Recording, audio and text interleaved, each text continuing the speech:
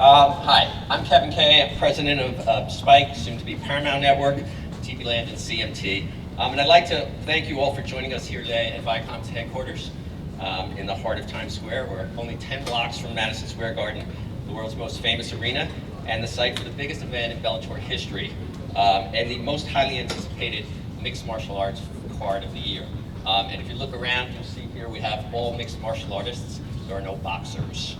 Only the best promoter in the business, Scott Coker, could put together such an incredible blockbuster card with something for everyone. There are epic rivalries, there are 3 world title fights, and there's an historic battle featuring a legendary Russian hero and a hard-hitting and fast-talking American. I'll do you all a favor and I'll save the Trump joke there for later. I want to make it clear how excited everyone at Spike and Viacom are to have this monumental event right here in our own backyard. With such a star-studded lineup that represents Bellator's return to pay-per-view, which we see as a long-term business and a long-term business opportunity for Bellator as a company. So I'd like to thank our partners at In Demand, DirecTV, Dish Network, and Ubiquity for their continued support. I'd also like to point out that Viacom is a New York-based company. We are literally thousands of employees here in New York. We have employees all over the world, but we're proud to be a New York company, not a Las Vegas company. It's been an incredible year thus far for Bellator with record ratings, record attendance, including packed houses in major markets such as Los Angeles, London, Chicago, Tel Aviv, among others, and an incredible international growth. Bellator can now be seen in 163 countries around the world, and we have a potential audience of over 1 billion mixed martial arts consumers. As you can see up here on the dais, maybe the biggest win this far has been the roster improvement and the development, which features homegrown stars, strategic free agents that make sense for this organization, and I believe the best crop of rising stars in the sport. And for those of you who haven't been to a Bellator event yet, the live experience is really fantastic. We've got huge video boards, we've got creative entrances, great music.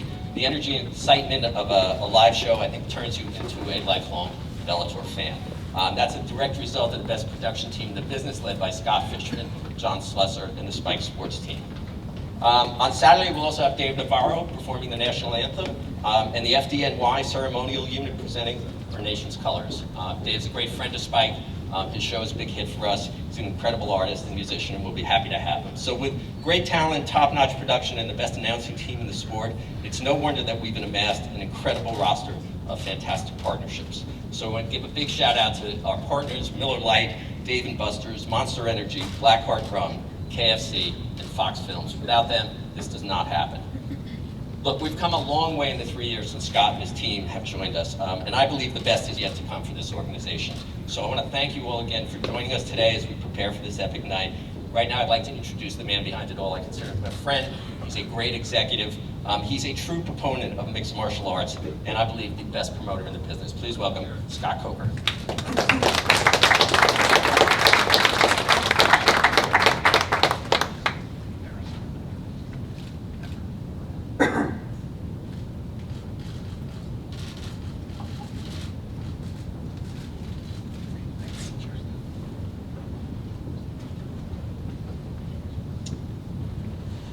You know, I was just over here talking to Hoyce Gracie, and I said, you know, look around this room. I mean, the talent level in this building is pretty phenomenal. I've been associated with a lot of fights in my 32 years, but never in one building like this have I put together a talent fight card of this magnitude. So I'm very proud of those guys.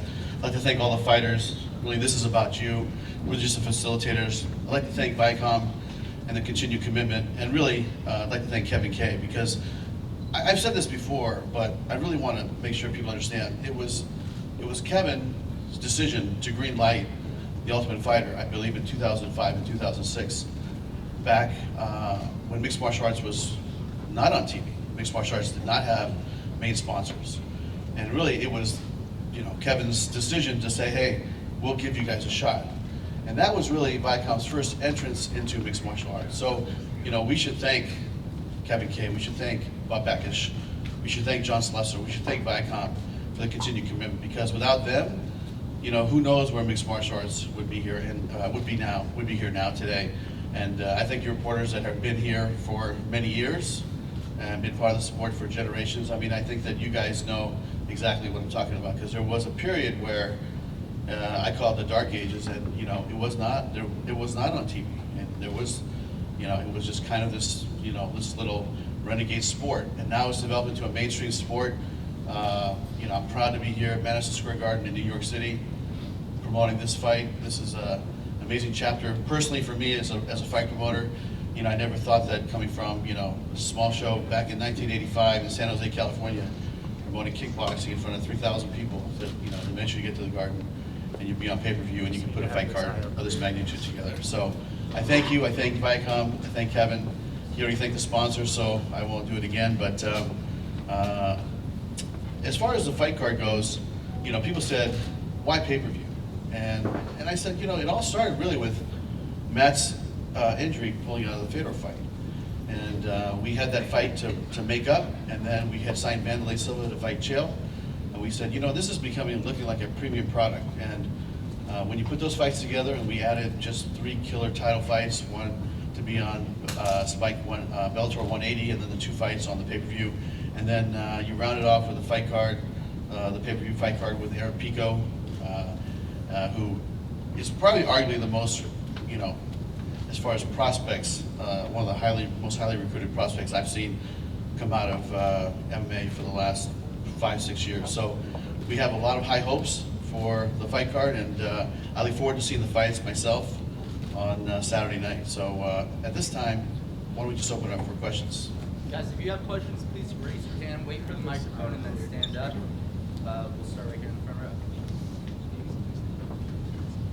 Hi, Phoenix Carnivale, Everything Martial Arts. Talking about Aaron Pico and him being the hottest prospect to come into MMA recently, Aaron, my question is for you. Being on this fight card, going through fight week with all these veterans, all these champions, has anybody said anything to you, given you any advice? What's your thoughts and feelings about this? Yeah, the biggest thing for me is people have just been saying, enjoy it, have fun. You're in Madison Square Garden, you're in New York, just enjoy it. The work's been done. Can't really get much better in a week, so just, I've been getting my practices in, but the most thing is just, I've been enjoying it. I'm here with my training partners, my dad, and my coaches, so I'm just having fun, enjoying it, and then Saturday night, it's showtime. Now, Chael, for you, it's 7 years in the making, this fight back and forth, the animosity back and forth. At the end, when the bell rings, whenever somebody's arm's up in the air, is it over? Is the animosity over, or is this going to continue? Yeah, who knows? There's a camaraderie that comes with competition, but not always. Sometimes you follow protocol and procedure, which is you shake the other guy's hand and you leave it there until you get in the back, and then you want to do it all over again. I don't wish him well, and he doesn't wish me well. And if you hear Wanderlei's side, I'm the bad guy in the story. If you hear my side, he's the bad guy. I'm sure there's enough blame to go around, but I don't really see what the difference is. Let's just fight. And Wanderlei, same question for you. Will the impulse be there to shake Chael's hand at the end of the fight? No. Okay, well, thank you guys very much.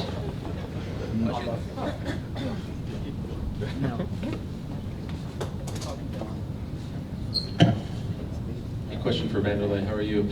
You said leading up to the fight that if you're in the same room as Chael, things might get a little dicey. Did anything happen in the back? How do you feel actually being in the same room as him for the first time in a while? What happened because I look at him so scared out there. No. I'm gonna wait for the fight. Chael, is that accurate? Yeah, I've stayed away from him. I haven't seen Wanderlei until just now, and I don't even know if I made eye contact with him here. I have no idea. I mean, he came out in an interview and said he wanted to taste my blood. And it's like, come on, man. Dan Henderson knocked the taste out of your mouth 10 years ago. You can't taste a goddamn thing. Thank you.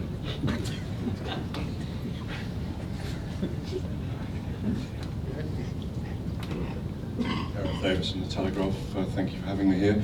Chael, Wanderlei, one of the things that happens, I think it's 5 years, this simmering rivalry, or this bad blood, if you want to call it that. Are you both going to step in there and actually deliver something special for us on Saturday night? You're both veterans now, if I can call it that in the right sense of the word. But do you want to deliver a fight for the ages, or just kind of deliver each other, kind of rendered unconscious on the canvas? Chael? Yeah, man, I want to fight. You know, one thing about Wanderlei, he's a cage fighter. I'm a cage fighter. I had my first fight in 1997. I don't know where this term mixed martial arts and all this stuff came from. I'm not a martial artist. I don't wear bathrobes, and I damn sure don't bow to people. So when they lock that door, man, we're going to be two half-naked men with very limited rules, and we are going to fight. Wanderlei? Fight's fight, we're gonna check that. And how are you? It's 4 years, isn't it, since you fought last? What have you done constructively in the camp to get yourself ready again? After I signed with the Bellator, I feel my happiness back, and I feel happy again, and I clean my mind, I clean my body, and because sometimes we train so much we don't want to do anymore. But right now I'm ready to back, and I'm ready to back to the top. Thank you very much. And just a final question from me for the heavyweights. Fedor, you've been on some massive events in your career, and obviously you are one of the great legends. You probably would be in the Mount Rushmore of faces in MMA's history. How does this event feel to you? What's the feel of this event? Does it feel enormous, as it does for Bellator and Viacom here at Madison Square Garden?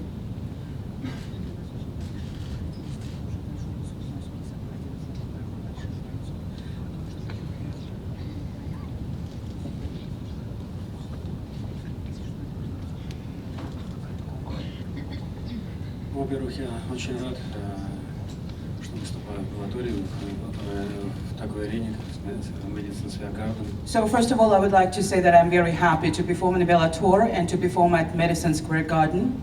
Спасибо Скотту, Bellator за предоставленную. Scott, thank you so much, and Bellator, thank you so much for such a great opportunity. Конечно, я рад выступать для своих фанов в Нью-Йорке и вообще во всем мире. And I'm very happy to perform for my fans in New York and all over the world.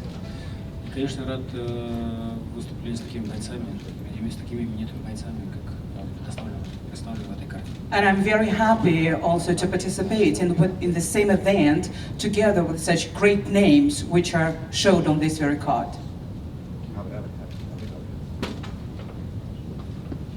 Hey Scott, question for you. You signed Mauro Ranallo and Mike Goldberg. They're splitting duties for this event, but I'm wondering if you can give us a sense going forward how they're going to be splitting assignments and who's going to have a greater workload, how it's going to work.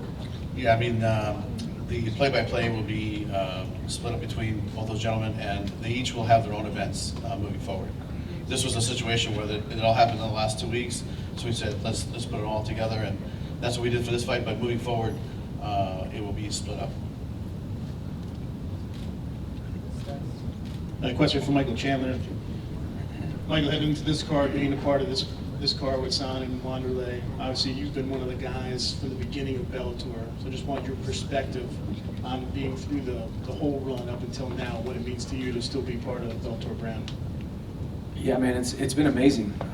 It really has, to see the exponential growth. I mean, I've been with Bellator since the ESPN Deportes days. You know, back in the day when girls softball games were getting precedence over mixed martial arts events on TV, you know, and my fights weren't happening on TV till 2 in the morning because of, you know, things like that happening. So to be on Spike TV and build the brand, and then now be on pay-per-view of the world's most iconic arena, the exponential growth has been amazing, and it's awesome to be with a company as we grow symbiotically, win-win situation for both parties. I mean, I've been involved in some of the biggest, most exciting fights in this brand, or under this promotion, and they've done a great job of taking care of me. So it's been a phenomenal situation. It's been a phenomenal working relationship, and man, it doesn't get any bigger than Madison Square Garden. It does not get any bigger than June 24th, Saturday night. So it's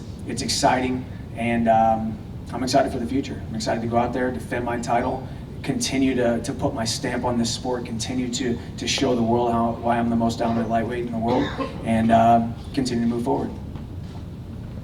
Joe Spano, SB Nation Radio. Chael, Wanderlei, this question is for you guys. With a rivalry this heated and this much anger and emotion between you two, in combat sports, strategy and a game plan and sticking to that game plan is a big part of any fight. How do you keep the emotion and the anger out of it and make sure to stick to your game plan so ultimately at the end of the night you can be the winner and prevail?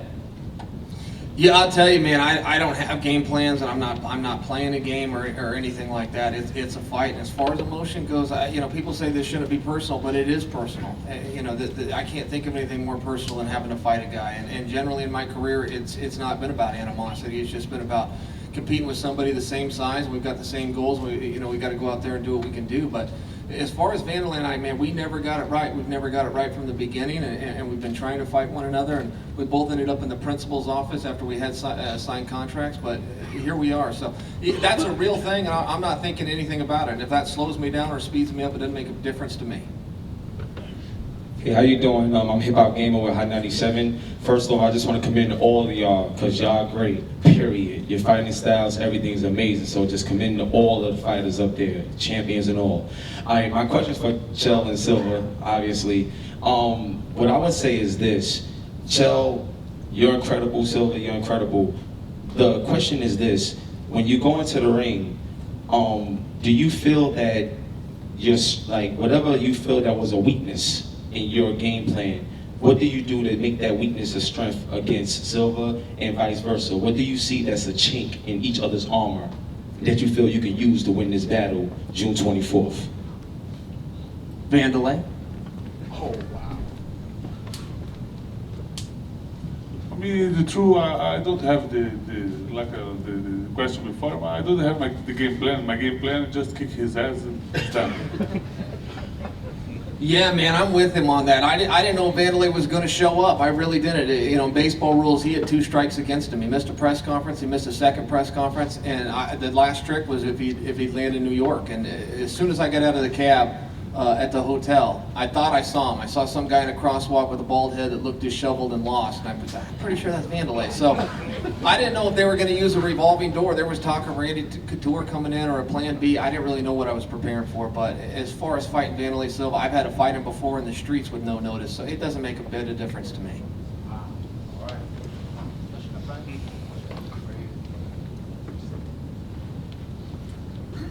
Jim Evans here. Lorenz, how's it going, man? How's this week been for you? You've been involved in massive events before. How do you feel ahead of this fight on Saturday with Douglas Lehman? I felt excited. I've just been taking in the week, going through everything, enjoying New York, and it's really great that our hotel is right across the street. So after a workout, I'm able just to look through the window and see where I'm going to fight on Saturday. So it's been great. I'm just soaking it all up, and I'm ready to get it done on Saturday. Thank you, Zach. How's it going? Everyone's talking about Aaron Pico over here. He's on ESPN. Scott's giving him a shout out at the start of the press conference. Is that rubbing you up the wrong way at all? And what can we expect to see from you on Saturday night? Yeah, I'm pissed. No, it doesn't bother me at all. I understand. Actually, I thank Aaron for this opportunity. I wouldn't be able to be up here speaking at this press conference if I didn't get the chance to fight Aaron. So the fact that I get to compete at Madison Square Garden at the prime of my career, I'm extremely excited. I'm the only guy I think up here with a day job, honestly. Balancing that on top of training for this fight, it's not too easy. But I've definitely put all the work into it that I could to make sure I perform on Saturday night. Thank you. Last question for Chael. Chael, you've got a look of determination in your eyes today. What is different about this comeback from the one that you had at the start of the year? Everyone's going to be paying $50 for this pay-per-view on Saturday, and everyone's seen the comeback already once. Or why is this different this time around? I'll tell you, I've never been so motivated. I haven't been a motivated athlete in 10 years. I've been a very disciplined athlete. In the last 10 years, I fought for 5 world championships, sold out 6 different arenas, but I wasn't motivated. I had to operate on discipline. Showing up to practice, I was there on time every single day, but it was tough. It was tough to get in the car and get there. And motivation isn't something you can control. You've either got it or you don't. And, losing to Tito was so embarrassing. Worst fighter in the history of the sport, I lose to him. It's like if you beat a guy that's champion, you get to call yourself the champion. If you lose to a bum, you're a bum. And, that doesn't sit well. I made changes that night. On my way back to the dressing room, I said, man, I'm never going to feel this way again. And I sat down with my coaches, and we made changes, and I stacked the bricks and put checks in every single column. And if that converts to results, let's see what happens. But I am completely ready to fight.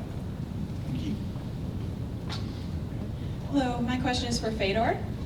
This has been a long time coming to be coming to Madison Square Garden. So what will this mean to you personally to get to fight at the world's most famous arena?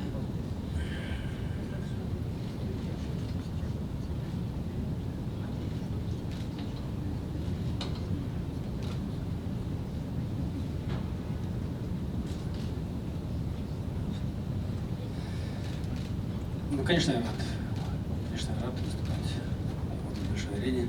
Well, I'm very happy to perform at that great and famous arena. Но, если честно, для меня она немногим отличается от других арен. But to be Потому что я, наверное, фанатам, для фанатов она имеет какое-то особое значение. Для меня особо нет разницы между собой. But to be honest, that doesn't make really very big difference for me which arena it is. For fans, that's really very important, I guess. But for me, performing is performing. The arena doesn't mean much for me. A question for Zach. I just wanted to ask a follow-up, if I could. What is your day job? I'm in the commercial furniture business. I sell floor-to-ceiling wall systems for companies like Viacom. So if you guys need glass walls, I'd love to get some business. I mean, my bosses would love me for that. So. But that's what I do. I travel the country. I've been in Denver, Chicago. I've been in Austin, Dallas, Houston, just in the recent weeks. So it's kind of nice getting to go around to the different gyms and train. I've got to train with some really good guys. Most recently, Ryan Schultz, Ryan the Lion, if you guys remember IFL. I got to train with Alex Moreno he's in the UFC. I've got to train with a lot of good guys. So it's a good experience just getting to kind of mix it up. Because anytime you go to another gym and you're just the new guy, it's a Shark Tank. You know, they're going to make sure that they save their best guy for last, get you tired. So it's actually a great way to train. There's no people treating you real nice. You actually, mixed martial arts, it does speak, no matter where I go train, you're automatically family in a way, but there's still that great level of competition.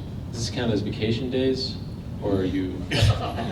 No, I actually will get up and train. I'll then go to work for 8 hours a day. Oh, wow. And then I'll actually go train after work. So my days are usually 14, 15-hour days.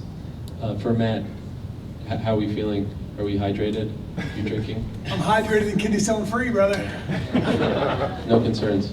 No, but you know what's kind of cool? I realized something earlier today. Okay. Is that on Sunday morning, Bellator is now leading the industry, and that's a phenomenal place for us to be. After this fight, after the shows that we're all going to put on, Bellator is now having a lead foot, and now it's going to be exciting to see how Mr. K and Mr. Coker and all the other brains, Mr. Slusser, decide to lead from the front as opposed to chase from the back, and that's a really dope spot to be in.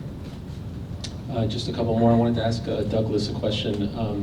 What did you think of Rory McDonald's performance just a few weeks back? Scott has already said that the winner of your fight against Lorenz will fight Rory for the belt. Were you impressed? And is there any part of you that's kind of not looking past Lorenz, but there's a big name sort of waiting for you, and you've already expressed interest in fighting him in the past? Yeah, definitely. He looked really good. Not impressed. He just looked the way he usually does. I don't think that nose injury affected him.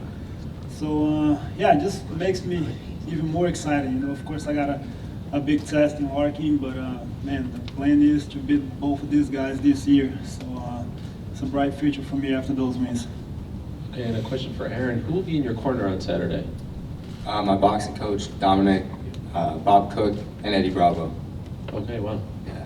Quite the team.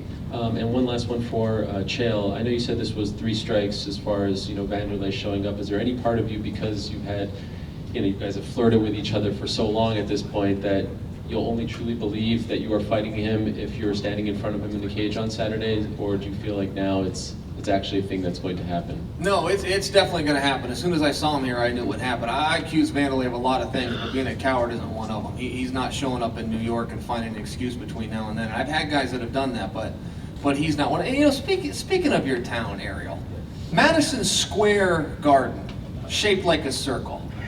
Great job, New York. And another thing, you know, I was on the Manhattan Bridge this morning. What kind of brainstorm session went on with your legislators to come up with that name? I mean, how much thought was put into that? I'd be so curious as to what name came in second, like Ralph or Fred or something. What else would you call it? Maybe you guys will make Broadway narrow next. Oh, wait, you already did. Do you have any comment on that? Madison Square Garden. Oh, you get a pass then. All right. What's up, Matt? This question's for you, sir. Mitrione, we're here. How you doing, brother? Nice to see you. You're not winning any handsome contest up there, my man. You were supposed to fight in February. It's 4 months on now. You've had 2 camps, a lot of time to think about Fedor. What's it been? This is undoubtedly the biggest fight of your career. And what's that been cycling through with having to put in that much preparation and think about a guy like that for that long? You know, at times it was difficult, but that's when you, let me expand on that. It's difficult because it's the same shuffle, right? Like, there's only so many counters, there's only so many extra movements, there's only so many things you can do to drill. It gets a wee bit mundane for that long period of time. But, you know, that's when you rely on training partners and coaches and mentors to keep you motivated. Like, you go in there that day, you're like, man, I'm really not feeling it. I was just thinking about doing this, this, and this. Yeah, okay, cool, man. And then all of a sudden you start working and they keep turning it up and turning it up and turning it up. And by the end of it, it was one of your hardest practices you've had for a while. And so, you know, whether it's to placate your ego and be like, yeah, sure, man, sounds good. Just come on in, let's get some work in. Or if it's, that's the way that they motivate you. I have a solid team around me. And I have to be accountable for Coach Henry. If I'm training back home in Indiana, and if I'm training down in Indiana, I have to be accountable to my kids. If I'm training down in Florida, I have to be accountable to my children, that I'm actually earning the time that I'm away from them and missing their baseball games or whatever else. So it was, at times motivation was difficult, but the work was always there. And if I went home on a day where I didn't work hard, I would not be able to sleep. So I made sure, or they made sure that it never happened. Tony Pagano here. Question for Larkin. You were part of a fairly large pay-per-view in your last fight with the guy who's now a boxer. How would you compare the 2 events?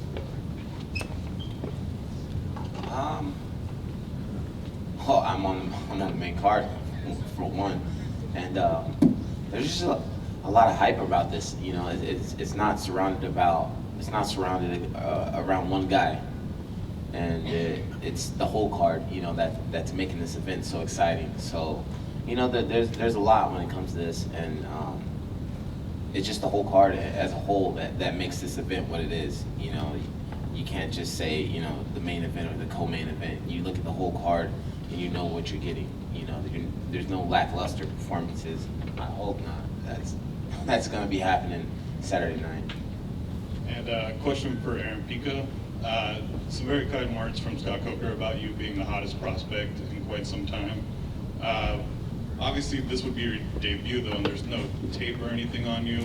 And, you know, what can we expect from you? And do you feel not having any tape on you is an advantage?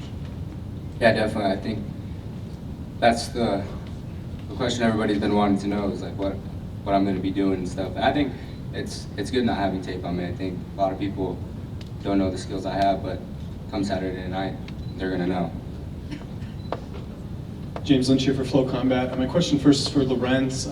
Obviously you're here, not with the UFC anymore. Do you feel like you have something to prove in this fight to kind of stick it to the UFC and be like, hey, you guys made a big mistake, not trying to resign? I don't even say those three letters anymore. I'm all about Bellator, and I'm all about moving forward. And you know, and Bellator knows what they picked up with me. You know, they recognize the value that they have with me and what I bring to the table, and that's what it's all about now. And this question's for Douglas. I know you're not looking past Lorenz here, but if you do get past him and you fight Rory McDonald next, would you be willing to fight him in Canada? I know you're the champion, but Rory obviously has a huge following in Canada.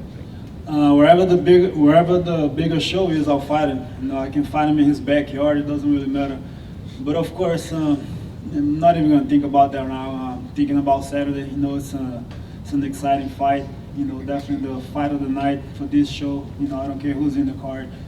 But after this fight, you know, we're moving forward. But I'll fight him anywhere. Scott, I'm wondering if you can contextualize this event for us. How would you say this compares to some of the bigger events you promoted in Strikeforce? I know the comparisons can be difficult, but I'm wondering in your mind, where does this rank among the events you've promoted? I mean, I'm not just saying this because I'm here. This is the premier event that I think that I've ever promoted ever, because usually it's, you know, one big name and then we have some, you know, undercard fights, or, you know, there were some big names, you know, back then too, but you know, to put a fight card, I mean, look at the talent in this on this stage. It's pretty amazing, and to put it all together. As a fight fan, you know, this is something that, you know, when I was putting this thing together, I was like, okay, we got the two main events, and how are we gonna, you know, let's show the young guys, let's show the guys that are champs, you know, to round this card off the way it's been, I think probably, well, to me, it's the best pay-per-view of 2017, hands down, because I'm the guy that buys all those pay-per-views, and you know what, I haven't bought one pay-per-view this year, and I will be buying this one at home, even though I'll be at the Garden. So. And for Chael, obviously, before the Tito fight, you were gone a long time, 3+ years. Do you feel like you're more in a groove now that this is your second fight camp since you've come back? Yeah, definitely. I mean, I thought I was ready for that night, but you know, I mean, it was a real thing. It was a different kind of experience. But yeah, I don't ever want to feel that way again. I will never underperform again. My biggest regret in the Tito fight is I just didn't bring my skills with me. I just didn't go out there and perform. And you'll have those kind of matches in your life. I grew up as a wrestler. Those kind of things happen. But in a wrestling tournament, you get another shot 45 minutes later. In a situation like MMA, you only get, you know, 3 of these matches a year. It's tough. You can't go out there and underperform, and I vowed to myself, and I will vow to you, I will not do that again. And you've been a competitor a long time. You have your usual routines and everything. I'm wondering, have you done anything differently this time? Have you any new wrinkles that you've tried to prepare for this fight? You know, I have the best coaches out there. I could be coached by anybody, and I picked exactly the right guys. I got the right gym, the right teammates. I listen to them, I respect them, I trust them. And no, we worked really hard. I went to bed sore and tired every day. I walked out of that ring in January, and we flew home to Oregon. We started training the very next day. I offered to step in on a last-minute fight when Mitch Riones had his kidney issues, and that was just because I was just dying to get back in there. It didn't have anything to do with the opponent. I just really wanted one more shot. And wear and tear on your body, how are you feeling at this stage in the game here? Well, terrible. Oh, I'm so sore and so tired, you know, but I think that's just part of it. We really push it to the max, and this week, aside from making weight, is really about recovering and resting up, and I think I'm catching up on it. I'm feeling better each day. Thank you. And for Matt, I remember you spoke to the media before the event in LA, and you had said, I think you were asked about Fedor and how he's gone away from his grappling in his recent fights. He's mostly been predominantly a striker later in his career. Yeah. But you had said something very interesting, that you were preparing for 100% Fedor, his whole grappling, you know, repertoire and his striking. Can you elaborate on what you've been preparing and why? Well, you know, Fedor is, if you watch his films, he's got sambo throws, Greco throws that are out of this world. He's got some incredible knee pick takedowns. He's so explosive. His timing is impeccable. That's one of the reasons why he's the greatest of all time. I mean, he's just that good at what he does. So there was a fight. I can't remember who it was. It was in Pride. And somebody got a body lock on him and was taking him down. And in the process of being taken down, he backstepped and high-legged over and ended up on top. I mean, that's the proprioceptive awareness to be able to do something like that is just bananas, especially at the right time. And that's what's, like I said, that's what's made him so great, is his fight IQ and his knowledge and his timing of when to do what he's going to do. So we've really spent a tremendous amount of time on guys with what I call refrigerator strength. That they can pick up a refrigerator and carry it a block at any given moment. So I expect him to be, obscenely strong. I expect him to be all day strong. And I know how quick he is. So that's really what the biggest challenge was, is to find somebody that had timing that could get in on my body lock, and fearlessly get in on it, because he's so comfortable with his throws and his grappling that he can recklessly charge in and throw massive overhands, hooks, uppercuts in combination. Just if he ends up nipple to nipple with you, that's what he wants anyway. So what's the big damn deal to him? He might have to eat a punch on the way in, but that'd probably be it. So it was a challenge, but I think I had a really good training camp. I had a very good series of training partners, and I think I'm very prepared for that. My question is for Scott. Speaking about Matt right now and how prepared he seems, What does it mean for his star power to beat someone like Fedor, and what does it mean for your organization to have someone like Matt? I mean, you know, Fedor is, you know, one of the greatest heavyweight of all time. Let's just put it out there. And you know, this is a big fight for Matt. This is a fight that could, you know, take him to the next part of his career. You know, this is a fight that I don't think that, personally, I don't think it's going to go 3 rounds. I think that, you know, someone's going to get hit. And I think you're going to see a stoppage at that point. But for Matt, I think this is a big opportunity. For Fedor, I think, you know, he's protecting his legacy, and it's going to be one of the fun fights of the night. And Matt, you know, athletes always talk about visualization, what they visualize. What do you see at the end of this fight? How do you visualize yourself winning? What do you think about afterwards? Yeah, I see myself winning, obviously, and I throw hands. I feel comfortable with my athletic ability and my movement, that I shouldn't be a rock'em sock'em robot in this fight. If I am, then something went pretty wrong. But I see my hand raised. I see one hell of a fight, man. I respect Fedor a lot. I think he's awesome. He's a really good dude too, on top of that, which is cool. And professionally, you and your star power, what do you see? I just see myself being a little bit more awesome than I already am. That's it. Thank you. I'm very quietly sitting in the back. Brent Primus, we haven't heard from you today at all. You know, it's well documented that your dad was incarcerated and drug dealing, and you got involved as a teenager. And but here you are, Madison Square Garden, fighting that wrecking ball Chandler on Saturday night. Your life's turned around, you know, you are now an exemplary father. Can you just talk a little bit about your journey and what it feels like to be fighting on the biggest stage you could possibly be in, and maybe 15, 16 years ago you were headed over the cliff? Yeah, you know, it's amazing. Just to look back where I was, you know, 15, years ago or whatever. Definitely had a little troubled childhood and was a little punk back then, and just to think where I'm at now, and fighting Madison Square Garden with a bunch of legends, it's a dream come true. You know, it's kind of unbelievable a little bit, but it's pretty cool. You know, in my eyes, I'm fighting one of the best lightweights in the world, if not one of the best not the best lightweight. So, it's amazing. I'm here. I'm on Saturday. I'm going to show why I'm here, and I'm one of the best lightweight Bellator. I'm going to walk out of that cage with that belt.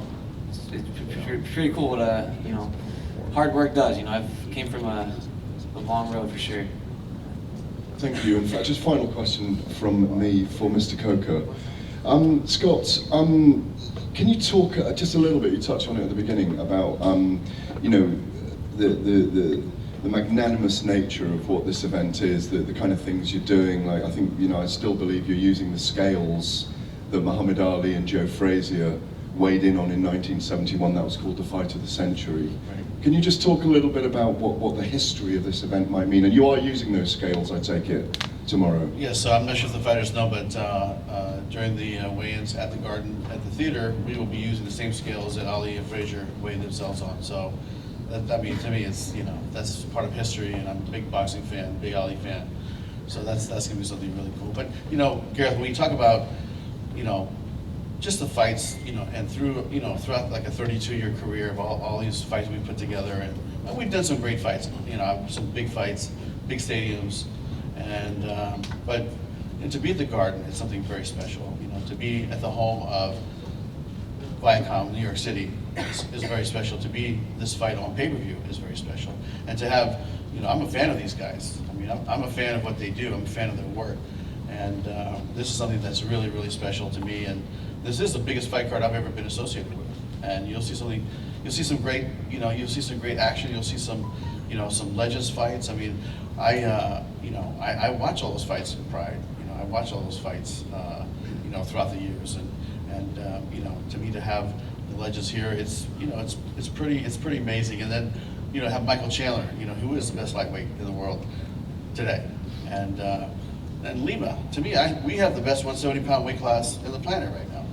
With Rory and Lima and Lorenz, and it just, the list goes on and on. So to me, to watch this company grow over the last 3 years to get to this point, I was just talking to Kevin earlier, saying, could you imagine like 3 years ago that if I would have said this to you, I don't think you would have believed me. But to be here is very special, and I'm excited for Saturday night. Hey, question for Scott. You mentioned this being historic and the biggest fight card you've been involved with, and yet, Davis and Bader aren't even up here right now. They're on the prelim. What is the exact reasoning for that? Why did you decide to keep that on the opening portion? Well, we have a Spike 180 card that we wanted to deliver great fights and a big fight. And originally Bader was going to fight King Mo, and then King Mo got hurt. So, we made a decision. We said, okay, well, we could have him fight someone else, but I said, no, this is the fight card. So let's stack it even further. Let's put 3 title fights on. And so we brought Phil in, which he was gracious enough to take it. And luckily he was training. He was in other camps. He was doing his thing. So he's ready to go. That fight's going to be amazing, and it's going to be free on Spike leading up to our pay-per-view. So if you put that fight together with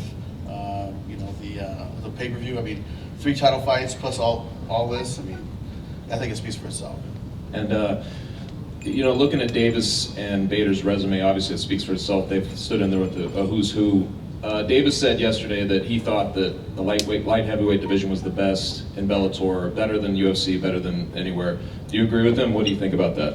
Well, it's I think it's definitely one of our strongest divisions, and I think our welterweight is one of our strongest divisions as far as having just great matchups lined up ahead. So I would think those 2 divisions are something that's going to be fun to watch.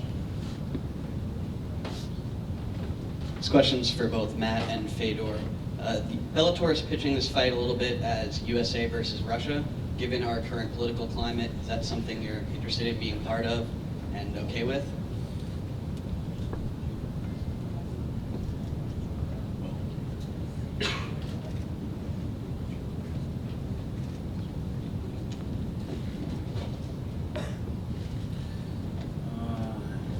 Вы все время говорили, что спорт вне политики. Well, in all the times, they used to say that sports always out of the politics. I agree, man. Let the world do what the world does. I mean, Fedor's a good dude. I'm a good dude. We just get paid to go punch each other in the face. I'm not trying to put world implications or anything kind of madness on this, man. After this, I'm sure we'll shake hands, sign each other's posters, and be cool. So hopefully we can do that in the world too.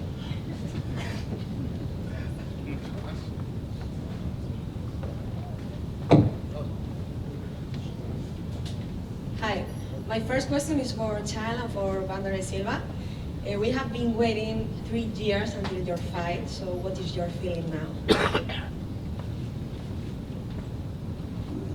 I feel great, and I waited too. I waited for a long time for this fight.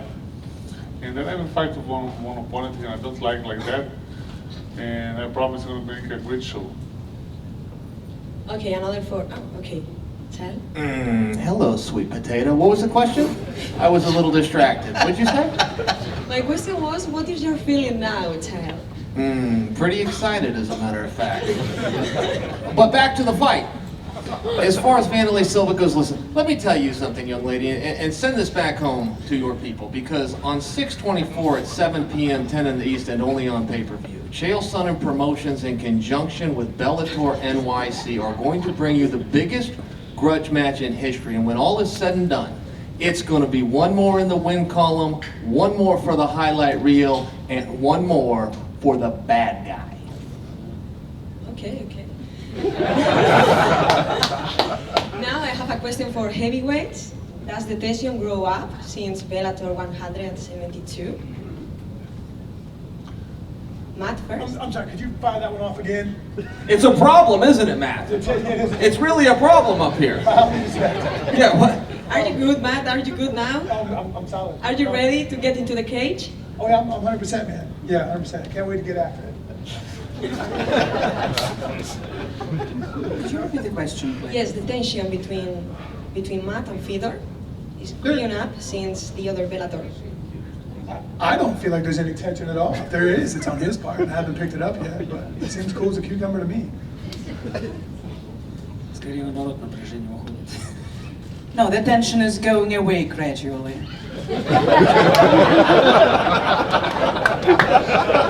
Can I wait? Can I jump in on this?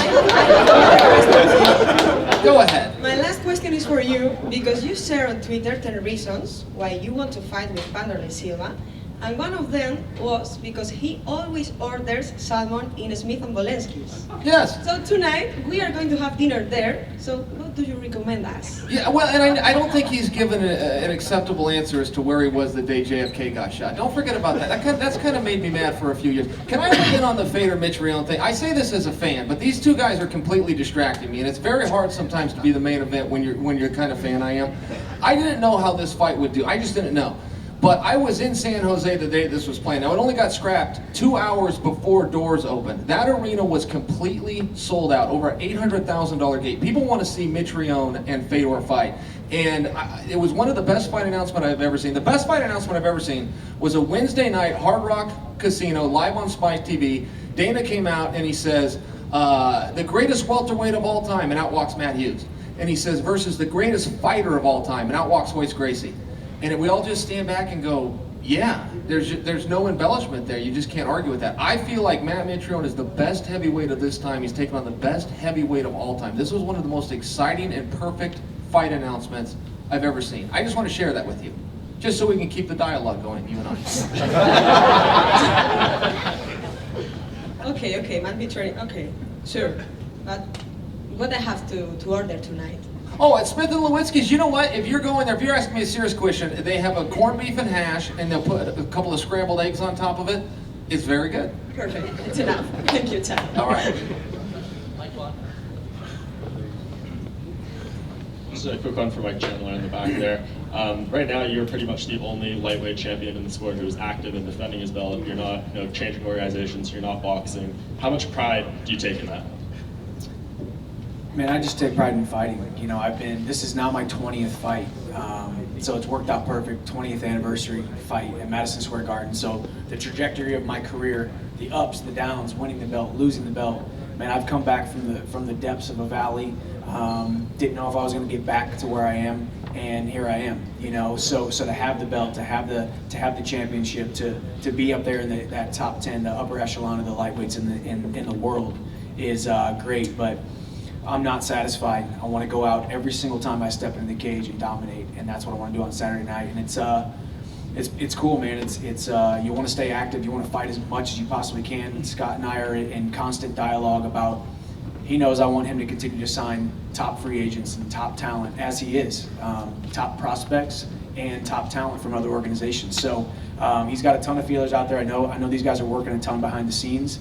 And he's going to keep feeding them to me, and I'm going to keep knocking them down. And it's an awesome ride, and it's been a lot of ups, a lot of downs, and I just can't wait to defend this title on Saturday night at Madison Square Garden. This question's for Chael. How you doing, brother? Awesome. How do I look? Fantastic. Look good, feel good, Dwayne. I believe it. So there's, in your interviews and your media in the lead up to this, there's been much ado about the testing that's happened or in your mind hasn't happened. I'm not sure how it feels. You've had controversy in this area in the past. What's changing you now and how this is being handled? Well, it's kind of handled the same. I mean, I feel like you're asking me if I'm clean. Am I interpreting that right? Yeah, I guess. Well, I think that, we kind of have a difference here on semantics. You say clean, and I would say clean-ish. Is that good enough? Yeah. Like, I don't want to be judged like the other guys. I want graded more like on a curve, if you know what I'm saying. In a world of sinners, are any of us really clean, Dwayne? We're in New York, brother. Well said. Well said. Yeah, man, we got tested. We did the whole process. I'm having a little fun with you, but I don't suspect anything from my opponent. I don't think he expects anything from me. And this question for Scott. Scott, in Chicago, you started kind of the wheels in motion on this, right? Originally it was Bader and King Mo, correct? And then it moved on. In the months that you've led up to this huge card, I mean, you called it in Chicago saying that this is going to be the biggest of the year, I mean, and how do you feel from that kind of start, where that started, to where we're at now, completing on Saturday night? About to cross that finish line, how do you feel? Yeah, I feel really good. I mean, I'm really excited, and I think that our staff and Viacom and the Spike TV for Bellator 180, it's from top to bottom. I mean, think about it. You can sit down, watch Spike for free, order the pay-per-view, have 5-6 hours of just amazing action. And when I think about Chicago, it actually started before that. It started in San Jose, because when that fight didn't happen, we talked to Fedor that night and said, hey, you know, when do you want to fight? He said, I want to fight in May, June.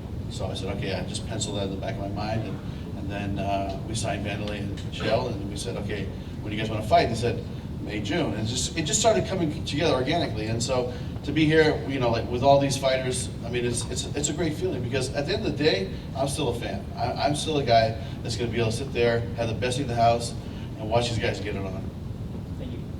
Yes, one or two more, Mr. Joe, and then you, and then we'll wrap it up. Wanderlei, this question's for you. 4 years out of the cage. This is your first fight back. I guess it's a two-part question. Number one, was there consideration of taking a tune-up fight? And number two, is cage rust a real thing, or is that something we here in the media who don't fight for a living make up? I fight because I like it, and I stopped for 4 years, a long time. But I'm feel ready, and I train a lot, and I'm going to make a great show. Question here.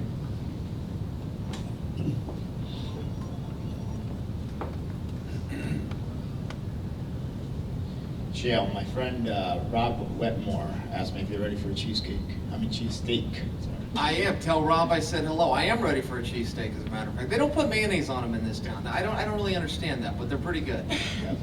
And Aaron, are we going to see you on a mat in 2020? I'm just focused on fighting right now, but I'm still keeping up my wrestling. Obviously, it's a big part of my game, but I've been saying it. Just the best thing is just keep training. Love to see you anywhere. All right, thank you, everybody. If you could all keep seated.